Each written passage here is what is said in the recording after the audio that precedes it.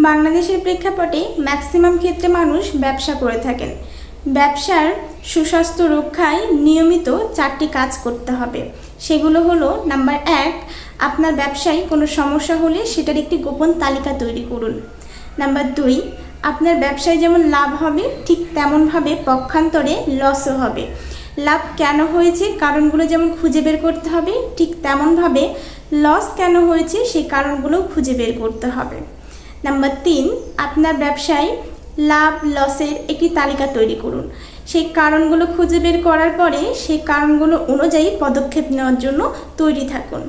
Number 4, আপনার লাভ কিংবা loss যেটাই হোক না কেন সেই বিষয়টি খুব ঘনিষ্ঠ মানুষ ছাড়া কারোর সঙ্গে শেয়ার করা যাবে না। কারণ আমরা একটা জিনিস জানি যে ব্যবসায় বদনজর বলে একটি কথা রয়েছে।